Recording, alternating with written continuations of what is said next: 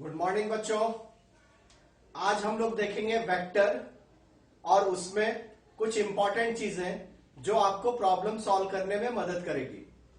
Already हमने vectors देख लिए हैं, मगर मैं ये चाहता हूं कि आपको थोड़ी सी बारीकी और उसमें समझ में आ जाए तो आप प्रॉब्लम्स को इजीली कर पाएंगे। ठीक है, तो वेक्टर्स में हमने रिजल्टेंट ऑफ वेक्टर देखा था।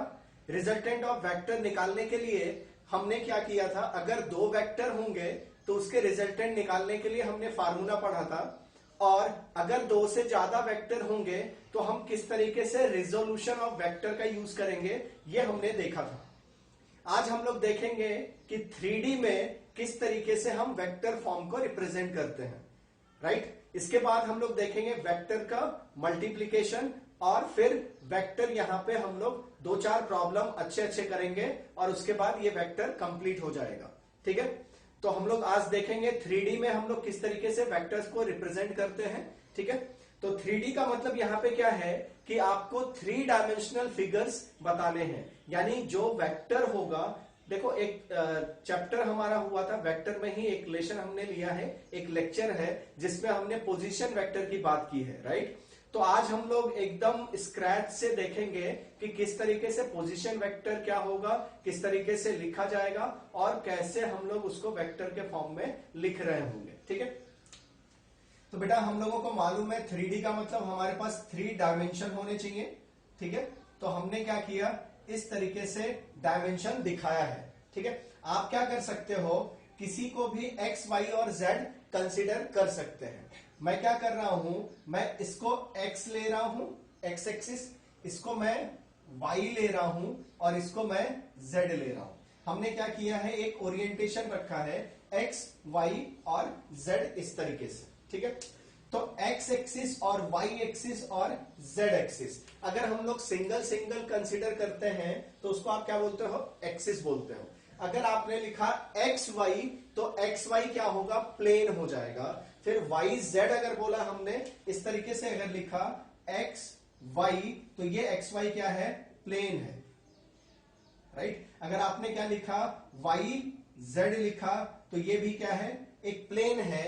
जो प्लेन का मतलब यहां पे क्या है, सरफेस की बात हो रही है, यानी ये जो सरफेस दिखाएगा उसी तरीके से क्या होगा, एक्स जेड प्लेन होगा। तो बेटा कितना यहां पे क्या है, 3 एक्सिस होते हैं, और 3 एक्सिस में जब दो एक्सिस आप कंबाइन करते हो तो एक प्लेन होता है, और वो प्लेन कितने होते हैं, 3 तरह के प्लेन होते हैं। एक एक्स वाई प्लेन होगा, एक एक्स जेड प्लेन होगा और एक वाई जेड प्लेन होगा। ठीक है, ये सारी चीजें मैं बात इसलिए कर रहा हूं क्योंकि आगे जब आप जाएंगे तो हम लोग उसमें प्लेन और फिर लीनियर, ये दोनों भी चीजें हमारे सिलेबस में आती रहेंगी, उस समय आपको ये समझ में आना चाहिए। ठीक है, तो हम यहां पे बात कर रहे हैं बेटा कि अगर आपको कोई कोऑर्डिनेट दिखानी हो, तो हम वेक्टर फॉर्म में किस तरीके से दिखाएंगे और उसको हम लोग क्या बोलेंगे। ठीक है, तो यहां पे बेटा एक चीज ध्यान में रखनी है आपको कि ये एक्स एक्सिस का मतलब क्या है, कि जो भी चीज आप बताओगे, समझो अगर आपने बोला है 10 यूनिट अलोंग एक्स एक्सिस, तो 10 यूनिट का मतलब यहां पे है मैग्नीट्यूड, और अलोंग एक्स एक्सिस का मतलब है in the direction of x axis. तो यहां पे अलोंग एक्स एक्सिस हम लोग नहीं लिखेंगे, उसको दिखाने के लिए हम क्या लिखेंगे, एक फॉर्म यूज करेंगे जो किया जाएगा आपको ये बताने के लिए कि जो भी मैग्नीट्यूड है वो किसके डायरेक्शन में है, एक्स के डायरेक्शन में है, वाई के डायरेक्शन में है या फिर जेड के डायरेक्शन में है। तो डायरेक्शन हम लोगों ने बताया था कि एक्चुअली में वेक्टर क्या होता है, मैग्नीट्यूड मल्टीप्लाइड बाय डायरेक्शन। तो यहां पे डायरेक्शन की बात अगर हम करें सिर्फ, तो उसको हम लोग क्या बोलते हैं, यूनिट वेक्टर बोलते हैं। तो यूनिट वेक्टर का मतलब क्या होगा, the vector which has magnitude 1 and it has only direction, यानी उसकी मैग्नीट्यूड 1 होगी, सिर्फ उसमें क्या होगा, उसका डायरेक्शन होगा, वो वेक्टर का डायरेक्शन बताएगा। तो यहां पे हम लोग क्या करेंगे, एक्स एक्सिस के अलोंग एक यूनिट वेक्टर लेंगे जिसको हम बोलेंगे आई कैप। क्या बोलेंगे बेटा, इसको आई कैप बोलेंगे। तो आई कैप क्या है, a unit vector gives the direction along x axis, यानी it is a unit vector which provides direction along x axis, यानी ये बताएगा कि आप जो लिख रहे हो वो एक्स एक्सिस के डायरेक्शन में। सिमिलरली वाई एक्सिस में जो होगा, ये जो डायरेक्शन होगा उसको हम लोग किससे दिखाएंगे, जे कैप से दिखाएंगे। किससे दिखाएंगे, जे कैप से दिखाएंगे। तो यहां पे क्या है, आई कैप, फिर क्या है जे कैप, और फिर क्या आएगा यहां पे हम लोग क्या लेंगे, के कैप लेंगे। क्या लेंगे हम लोग, के कैप लेंगे। तो ये तीनों भी क्या है बेटा, ये तीनों भी क्या है, यूनिट वेक्टर है। ये क्या है, यूनिट वेक्टर है। यूनिट वेक्टर का मतलब क्या हो गया, the vector which gives only direction. ठीक है, तो ये सिर्फ इंफॉर्मेशन किसके बारे में देगा, डायरेक्शन के बारे में इंफॉर्मेशन दे रहा होगा। तो यहां पे आई, जे और के क्या है, unit vector along x axis, Y axis and Z axis respectively. ठीक है, तो समझ में आ गई बात। इसका कहने का मतलब यह है, अगर कोई चीज, अगर कोई बॉडी जो है 10 यूनिट होती है एक्स के डायरेक्शन में, राइट, 10 यूनिट अगर होती है एक्स के डायरेक्शन में, ठीक है, तो आप क्या बोलोगे, ये एक्चुअली में क्या होगा, 10i होगा। 10i का मतलब क्या होगा, 10 is the magnitude and i indicates this 10 unit is along x axis. बात समझ में आ रही है। तो अगर हम बात करें किसी कोऑर्डिनेट की, तो अगर एक पॉइंट है, समझो ये पॉइंट से p हमने एक पॉइंट ले लिया और इस पॉइंट को हमने बोल दिया x, y, z। ये इसका मतलब क्या हो गया, this is the coordinate of any point p in this coordinate system. ये क्या है, कोऑर्डिनेट सिस्टम है जिसमें हमने 3 एक्सिसेस यूज किए हैं और वो जो पॉइंट P है उसको हमने क्या बताया, उस पॉइंट का पोजीशन बताया है। This is what, the position of point P in this 3 dimensional space. इस स्पेस में P का पोजीशन क्या है, x। यहां पे x का मतलब क्या है, यहां पे x का मतलब है magnitude along x axis, y का मतलब क्या है, length y along y axis, और z का मतलब क्या है, z क्या होगा यहाँ पे, मैग्नीट्यूड अलोंग z एक्सिस। ठीक है, समझ में आ रही बात। तो इसी पॉइंट को अगर हम लोग पोजीशन वेक्टर में लिखते हैं, तो ये मैंने क्लास में बताया है आपको किस तरीके से लिखेंगे। इस तरीके से आप एरो दिखाओगे और इसको हम लोग क्या बोलेंगे, ये हमारा क्या है, ओरिजिन, उसको हमने O से दिखाया। O का मतलब होगा 0,0,0। ठीक है, तो ये क्या है बेटा, ये है OP वेक्टर। ये क्या है, एक्चुअली में OP वेक्टर है। OP वेक्टर क्या होगा यहां पे, OP वेक्टर ये होगा position vector, vector of point P। ठीक है, तो पोजीशन वेक्टर जो भी लिखते हैं हम लोग, किसी भी पॉइंट का पोजीशन वेक्टर क्या होता है, the position of a particular point with respect to origin. यानी जो भी पोजीशन वेक्टर होगा वो ये बताएगा कि वो पॉइंट ओरिजिन से कितनी दूरी पे है और किस डायरेक्शन में है। यानी ये क्या है, वेक्टर क्वांटिटी है। बात समझ में आ रही है। तो ये होता क्या है, ओपी वेक्टर होता है। ओपी वेक्टर क्या हो जाएगा, x, यानी कि जो P का पोजीशन है, दिस पोजीशन माइनस ओरिजिन का पोजीशन। तो यहां पे क्या लिखेंगे आप, x माइनस 0, क्योंकि x का पोजीशन क्या है, x कोऑर्डिनेट पे। ठीक है, तो x कोऑर्डिनेट जो दिख रहा है वो क्या है, x है, और ओरिजिन के रेस्पेक्ट में तो x माइनस 0, और किसके डायरेक्शन में आपने बोला है, x के डायरेक्शन में। तो for direction we are using I cap. यहां पे फिर क्या लिखेंगे आप, प्लस क्या लिखोगे, y माइनस 0 j कैप। उसी तरीके से हम क्या लिखेंगे, z minus 0 into k cap. ठीक है, तो ये ओपी वेक्टर क्या हो जाएगा, आप डायरेक्टली क्या लिख सकते हैं, लिख सकते हैं xi plus yj plus zk। तो ये हमारे लिए क्या है, ओपी वेक्टर है, position vector of point P with respect to origin. ठीक है, अगर हमने यहां पे एक और वेक्टर, एक पॉइंट और डिसाइड किया, उसको हमने बोल दिया Q, राइट। इस Q पॉइंट को हमने दिखाया, तो इसका नाम क्या हो जाएगा, OQ वेक्टर। क्या आ जाएगा ये, OQ वेक्टर। अब समझो OQ वेक्टर, Q का पॉइंट हम यहां पे ले लें x1, y1 और z1। ठीक है, इस तरीके से हम पॉइंट ले लेते हैं। क्या पॉइंट ले लिया हमने, x1, y1 और Z1, ये पॉइंट हमने ले लिया। तो वेक्टर क्या लिखेंगे, अब डायरेक्टली लिख सकते हैं हम लोग विद रिस्पेक्ट टू ओरिजिन। ये क्या हो जाएगा, x1i plus y1j plus z1k cap, right. ये क्या हो जाएगा, OQ वेक्टर हो जाएगा, ठीक है। अगर आपको क्या निकालना हो, PQ वेक्टर निकालना हो, क्या निकालना हो, PQ वेक्टर।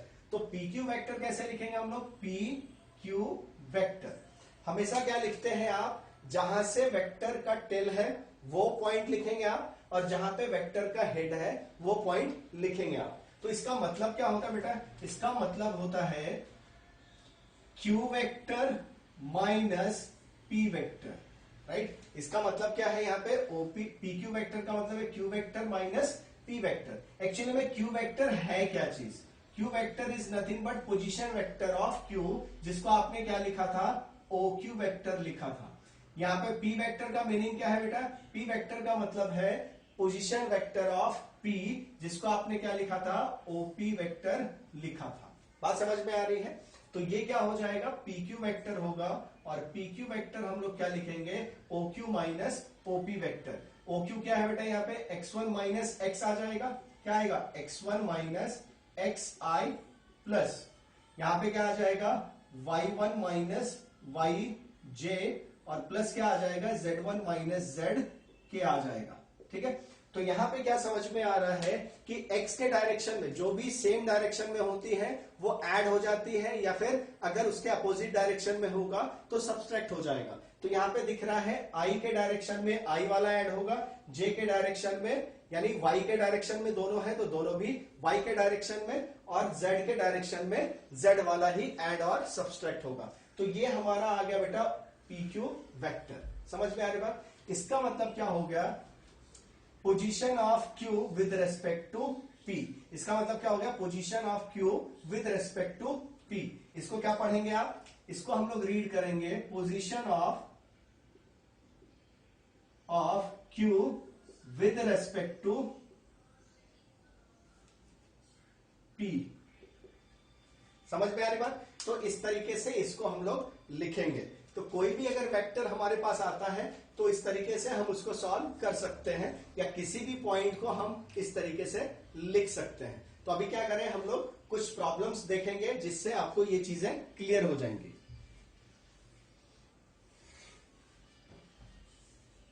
ठीक है।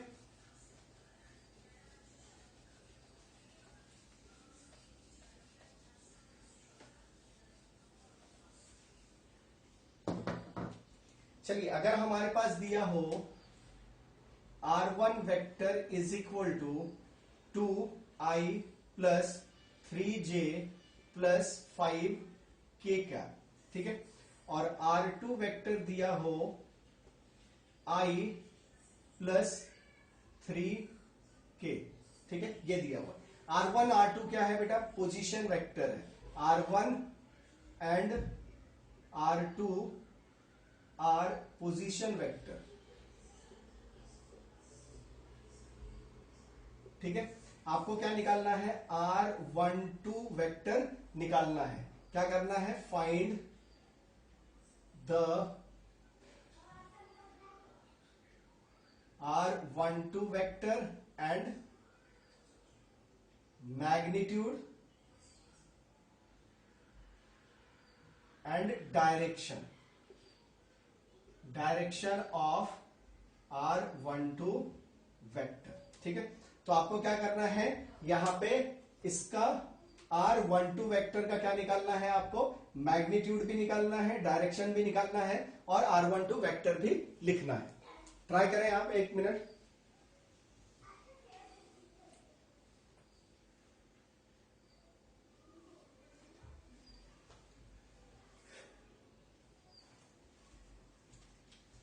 चलिए, तो आपको क्या आना चाहिए बेटा, आपको लिखने आना चाहिए।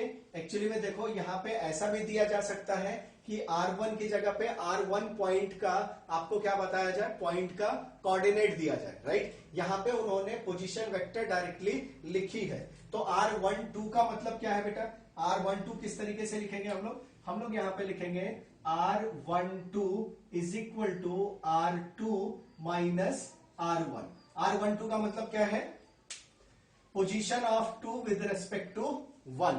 तो क्या आ जाएगा? R2 माइनस R1 आ जाएगा। तो R12 इज इक्वल टू क्या आ जाएगा? R12 vector is equal to आ जाएगा R2। R2 कितना है यहाँ पे? I प्लस 3k कैप है। यहां पे क्या कर देंगे? Minus R1। R1 वेक्टर कितना है यहाँ पे? 2i plus 3j plus 5k है, राइट? ठीक है, तो हम इसको क्या कर ले बेटा? सब्सट्रैक्ट कर लेते हैं। तो क्या हो जाएगा? i के साथ और j के साथ और k के साथ ऐड या सब्सट्रैक्ट होता है। तो यहाँ पे क्या दिख रहा है? i minus 2i।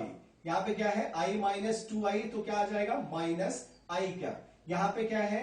माइनस, यहाँ पे तो 3, यहाँ पे j क्या है? 0 है। 0 माइनस प्लस माइनस क्या हो जाएगा? माइनस 3। कितना आ जाएगा? माइनस 3j कैप, और 3 माइनस 5 कितना आ जाएगा? माइनस 2k कैप आ जाएगा। बात समझ में आ रही है? ये सब्सट्रैक्ट करने के बाद हमारे पास ये आ जाता है R12 vector is equal to, minus common ले लिया हमने, i plus 3j cap plus 2k cap, right? अब मैग्नीट्यूड की बात करें तो मैग्नीट्यूड हमने क्या सीखा था? R12 वेक्टर का मॉड। इस तरीके से हम लोग क्या लिखते हैं? मैग्नीट्यूड। ये क्या है? Magnitude of R12 vector. ठीक है, ये क्या है? मैग्नीट्यूड है। किस तरीके से लिखते हैं हम लोग? मैग्नीट्यूड लिखते हैं हम लोग, क्या लिखते हैं बेटा? जो कोफिशिएंट है यहाँ पे, ठीक है ना? मैग्नीट्यूड हमने लिखना सीखा था। क्या लिखा था हमने? अगर x y z क्या है, इस तरीके से लिखा हो, r वेक्टर क्या लिखा हो? x i plus Y J plus Z K लिखा हो, तो r वेक्टर मॉड क्या लिखा था हमने सीखा था x का स्क्वायर प्लस y का स्क्वायर प्लस z का स्क्वायर। ये क्या हो जाएगा? ये हो जाएगा मैग्नीट्यूड ऑफ r वेक्टर। और यूनिट वेक्टर क्या सीखा था हमने? आर कैप हो जाएगा R vector divided by R vector mod. ये फार्मूला हम लोग यहाँ पे यूज करेंगे, ठीक है? अगर आपको ध्यान में ना हो तो आप इसको याद कर लेंगे, ठीक है? यहां पे क्या आ जाएगा? Root under X square plus Y square plus Z square. ये हमारा फार्मूला हो जाएगा। तो यहाँ पे एक्स स्क्वायर यानी एक्स का कोफिशिएंट कितना? -1 का होल स्क्वायर, यहाँ पे प्लस -3 का होल स्क्वायर प्लस -2 का होल स्क्वायर। ये क्या लिखेंगे आप? ये कितना आ जाएगा बेटा हमारा? ये आ जाएगा 1 का स्क्वायर इज -1 का स्क्वायर 1 प्लस -3 का स्क्वायर इज 9 प्लस -2 का स्क्वायर 4, ठीक है? तो ये आ जाएगा रूट अंडर 9 4 प्लस 1 9 5 14 14, ठीक है? ये कितना आ जाएगा? 14 आ जाएगा। अगर आपको R12 वेक्टर का क्या लिखना है? कैप लिखना है, डायरेक्शन लिखना है, तो आप क्या लिखेंगे? R12 vector upon R12 vector mod लिखेंगे, ठीक है? तो यहां पे क्या आ जाएगा? -1 by root 14 into I plus 3j plus 2k cap. ये हमारा क्या आ जाएगा? मैग्नीट्यूड, और ये क्या आ जाएगा? हमारा डायरेक्शन आ जाएगा। तो ये चीजें आपको मालूम होनी चाहिए।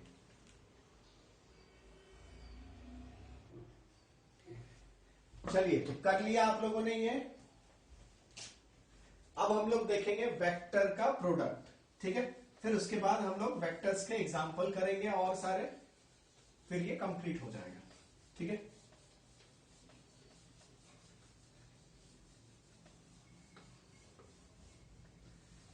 तो हमने अभी तक क्या क्या पढ़ लिया है? वेक्टर को रिप्रेजेंट कैसे करेंगे, वेक्टर एडिशन पढ़ा हमने, वेक्टर सब्सट्रैक्शन पढ़ा हमने, रेजोल्यूशन ऑफ वेक्टर पढ़ा हमने, 3D में किस तरीके से वेक्टर को डिनोट करेंगे वो पढ़ा, मैग्नीट्यूड कैसे लिखेंगे, पोजीशन वेक्टर क्या होती है, डायरेक्शन क्या होती है, डायरेक्शन किस तरीके से लिखेंगे, ये सारी चीजें हमने देखी। अब हम लोग देखेंगे वेक्टर प्रोडक्ट देखेंगे।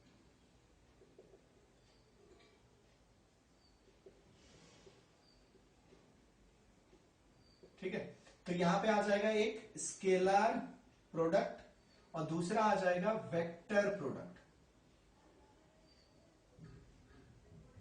ठीक है? तो इसलिए मैंने क्या किया? नाम चेंज किया बेटा। यहां पे क्या लिखा हमने, multiplication of a vector which is scalar vector और वेक्टर प्रोडक्ट। अब देखो यहाँ पे स्केलर प्रोडक्ट है और वेक्टर प्रोडक्ट है, राइट। स्केलर प्रोडक्ट का मतलब क्या होता है और वेक्टर प्रोडक्ट का मतलब क्या होता है। तो हमारे पास क्या है, अगर हमने लिया दो वेक्टर, एक वेक्टर हमने लिया ए वेक्टर और ये हमने लिया बी वेक्टर, ठीक है। तो ये दो वेक्टर अगर हमने लिया और इसके बीच का एंगल हमने लिया है थीटा, राइट।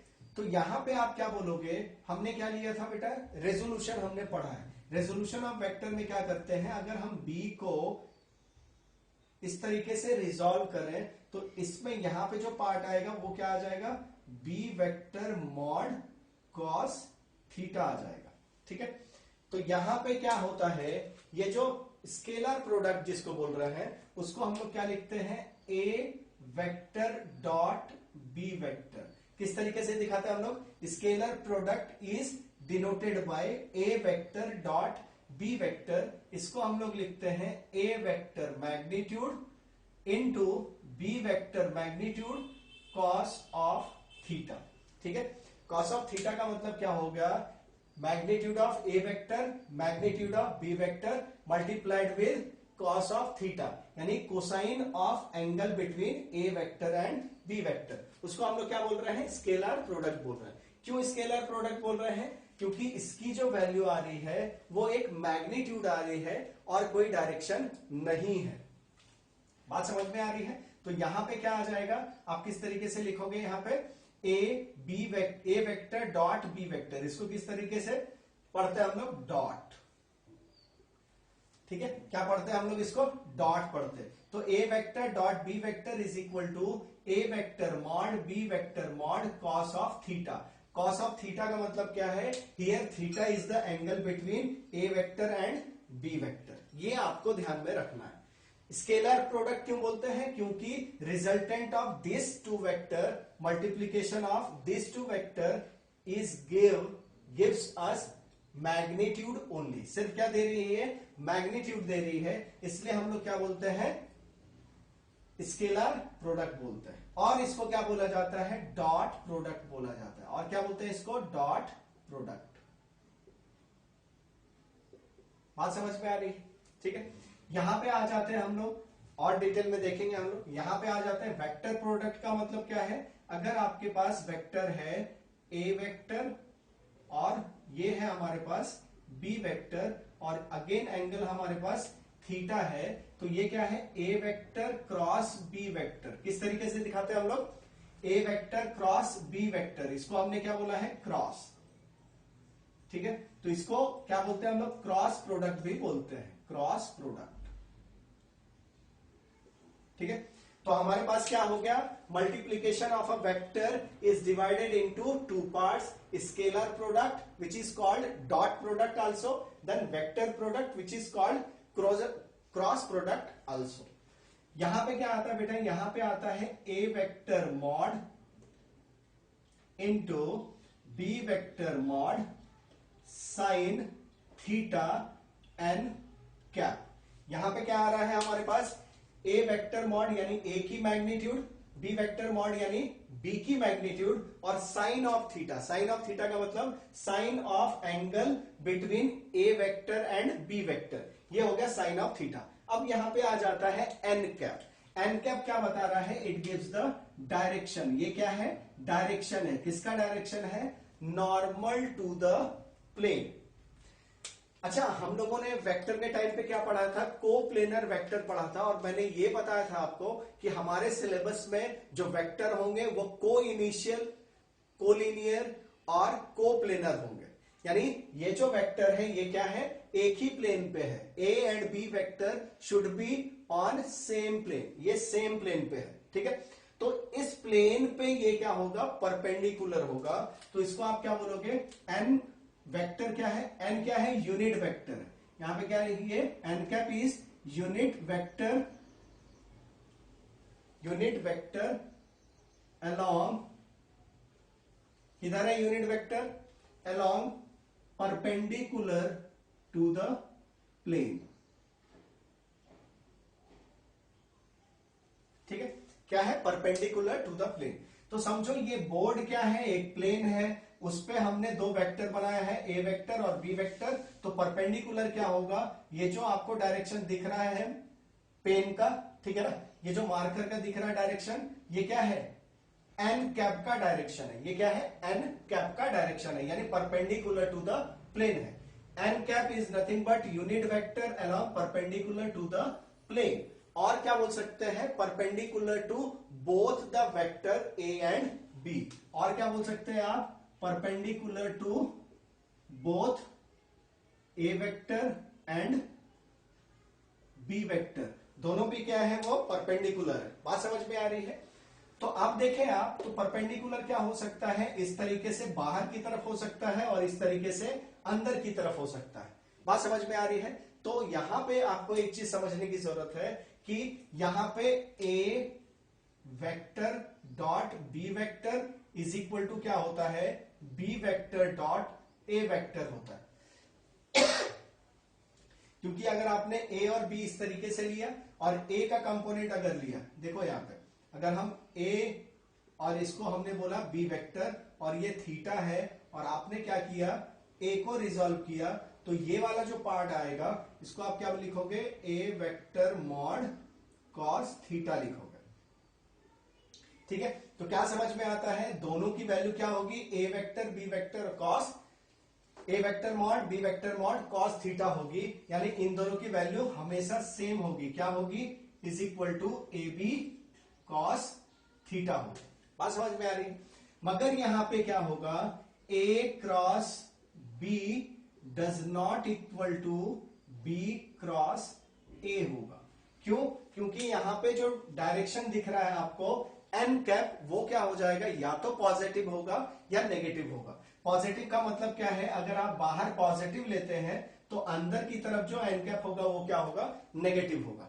तो ये रिलेटिव हम बता सकते हैं कि ये क्या है, अगर बाहर पॉजिटिव लिया हमने तो अंदर की तरफ जो एन कैप होगा इनटू द प्लेन वो क्या हो जाएगा, नेगेटिव हो जाएगा। ठीक है, तो किस तरीके से लेंगे हम लोग, अगर आपने लिखा है ए क्रॉस बी, ठीक है ना, तो एन कैप का डायरेक्शन क्या होगा वो समझना है। उसको हम लोग बोलते हैं राइट हैंड थंब रूल। ठीक है ना, तो राइट हैंड थंब रूल में हम लोग क्या कर रहे हैं कि ए क्रॉस बी लिखना है, तो आपको ए के डायरेक्शन में ये हथेली रखनी है, ए के डायरेक्शन में, और क्रॉस बी, बी के तरफ मूव करना है, और जो थंब का डायरेक्शन होगा वो डायरेक्शन किसका होगा, वो डायरेक्शन होगा एन कैप का। ठीक है, तो अगर हमने ए क्रॉस बी लिखा है तो देखें ए की तरफ क्या होना चाहिए, आपका हथेली ए की तरफ होनी चाहिए, और क्रॉस बी है तो बी की तरफ मूव करना है, टर्न करना है, और जो थंब का डायरेक्शन होगा उसको आप क्या बोलोगे, डायरेक्शन ऑफ एन कैप। तो ये क्या दिख रहा है, आउटवर्ड नॉर्मल, इसको हमने क्या बोला है, पॉजिटिव डायरेक्शन। अगर आपने देखो बी क्रॉस ए लिखा है, बी क्रॉस ए लिखा है तो बी की तरफ क्या रखेंगे आप, अपना 4 उंगली यानी पाम रखेंगे और मूव किधर करेंगे, ए के डायरेक्शन में, बी क्रॉस ए, बी के तरफ रखेंगे, ए की तरफ मूव करेंगे, तो अंगूठा का जो डायरेक्शन है, थंब का जो डायरेक्शन है वो क्या दिख रहा है, इनटू द प्लेन दिख रहा है, और ये इनटू द प्लेन क्या है, डायरेक्शन ऑफ एन कैप है। तो क्या समझ में आ रहा है, magnitude of A cross B is equal to the magnitude of B cross A, but the direction of A cross B and B cross A is not equal. Both the direction have different direction. इधर एक बाहर की तरफ है, एक अंदर की तरफ है. So that's why cross product A cross B is not equal to B cross A. ठीक है, तो समझ में आ गई बात, ये जानना आपको बहुत जरूरी है। तो इसी तरीके से अगर आपने A क्रॉस B लिखा तो अगर B क्रॉस A लिखते हैं तो क्या आ जाएगा, A वेक्टर इनटू यहां पे क्या आ जाएगा, V vector mod sine of theta और माइनस एन कैप आ जाएगा। क्या आ जाएगा, माइनस एन कैप आ जाएगा। अगर आपने इसको एन कैप डायरेक्शन लिया है पॉजिटिव तो ये क्या आ जाएगा, माइनस एन कैप आ जाएगा, उसके अपोजिट डायरेक्शन में आ जाएगा। तो ये चीजें आपको समझ में आ रही हैं। ठीक है, अब देखेंगे बेटा 3D में हम किस तरीके से मल्टीप्लाई करेंगे, राइट। 3D में हम लोग किस तरीके से मल्टीप्लाई करेंगे, आपको समझ में आना चाहिए। जो भी दो वेक्टर आपने मल्टीप्लाई किया है, ये थीटा क्या है, उन दोनों वेक्टर के बीच की एंगल है, यहां पे भी क्या दिख रहा है, क्रॉस प्रोडक्ट और वेक्टर प्रोडक्ट में भी क्या है, ए वेक्टर और बी वेक्टर के बीच की जो एंगल है वो क्या है, थीटा एंगल है। तो अगर हमने कंसीडर किया बेटा यहां पे कि ए वेक्टर जो है, ए वेक्टर क्या है, एक्स, ठीक है, आई plus Y J plus Z के है। बात समझ में आ रही है, इस तरीके से लिखा। और बी वेक्टर हमने लिखा है, समझो ये x1 y1 और z1 ले लेते हैं, ठीक है। इसको हमने ले लिया x2 i plus y2 j plus z2 k का, ठीक है। इस तरीके से हमने लिख दिया a वेक्टर और b वेक्टर, ठीक है। अब देखो, अगर आपने देखा तो a वेक्टर क्या है, x डायरेक्शन में, y डायरेक्शन में और z के डायरेक्शन में है। b भी क्या है, x के डायरेक्शन में, y के डायरेक्शन में और z के डायरेक्शन में है। किस तरीके से हमने ये लिखा है, ये आपने पिछले लेक्चर में कर लिया है, राइट। पोजीशन वेक्टर से हमने किया था। अगर आपको a vector dot b vector लिखना है तो यहां पे देखो, जब हम लोग बात करेंगे किसकी, 3 डायमेंशनल फिगर की, तो हमारे पास क्या आ जाएगा, इस तरीके का 3 डायमेंशन आएगा। इसको हमने लिया है x, इसको हमने क्या लिखा है x, इसको क्या लिखा है y और इसको क्या लिखा हमने z लिखा, ठीक है। तो जब आप मल्टीप्लाई करोगे तो i इंटू आई क्या मतलब क्या होगा, x डायरेक्शन में ही दोनों वेक्टर हैं। a का कंपोनेंट जो है x के डायरेक्शन में वो i कैप को, और b का जो है वो भी i कैप वाला है। यानी x1 मैग्नीट्यूड और x2 मैग्नीट्यूड किधर है, x के डायरेक्शन में। जब दोनों सेम डायरेक्शन में है a और b का वैल्यू, तो इसके बीच की एंगल क्या हो गई, 0 डिग्री हो गई। बात समझ में आ रही है, यानी कि x डायरेक्शन में ही दोनों वेक्टर के कंपोनेंट है, तो दोनों के बीच में एंगल कितनी होगी, 0 होगी। तो यहां पे बेटा 2 कंडीशन आते हैं। कंडीशन क्या आते हैं, या तो सेम एक्सिस पे होंगे, एक्स एक्सिस पे है तो दोनों भी एक्स एक्सिस, या फिर एक एक्स एक्सिस पे है और एक वाई एक्सिस पे है। तो देखो यहां पे अगर हम ये वाला कंपोनेंट लें और ये वाला कंपोनेंट लें, आई वाला और जे वाला, ए का आई वाला ले लें और जे कौन सा हो गया, बी का जे वाला ले लें, यानी वाई कंपोनेंट ले लें।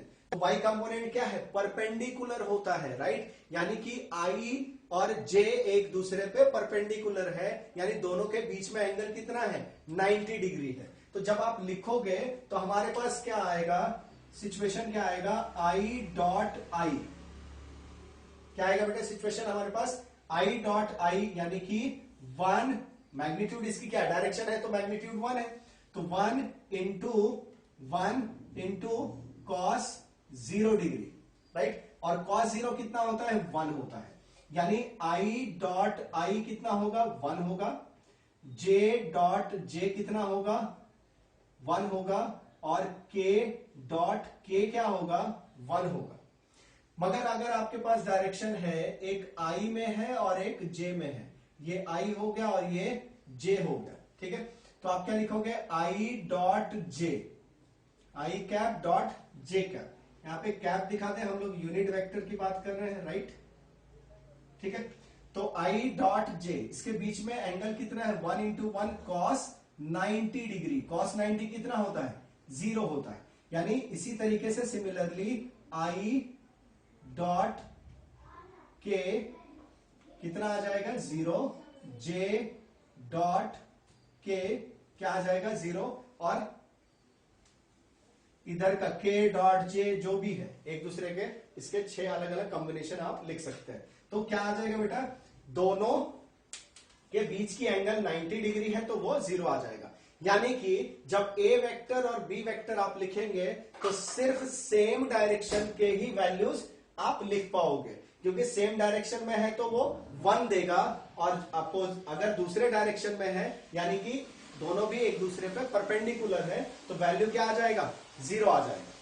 तो बात समझ में आ रही है, आपको क्या लिखना पड़ेगा, यहां पे क्या आ जाएगा आंसर, यहां पे आंसर आएगा a vector dot b vector is equal to, क्या आ जाएगा। तो यहां पे हमने क्या देखा, डॉट प्रोडक्ट में देखा आई इंटू आई क्या हो जा रहा है, 1 हो जा रहा है, और आई इंटू जे क्या हो जा रहा है, 0 हो जा रहा है। तो यहां पे क्या हो जाएगा, आई ए वेक्टर और बी वेक्टर में, a vector dot b vector x1 x2 i into i 1 हो जाएगा, तो ये आएगा।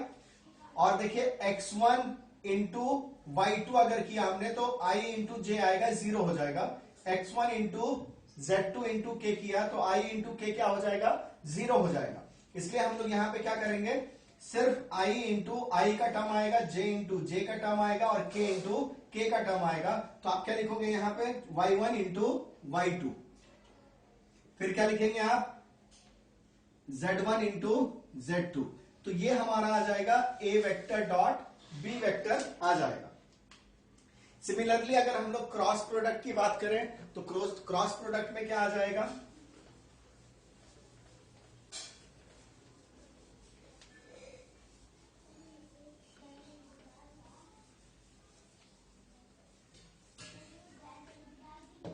चलिए क्रॉस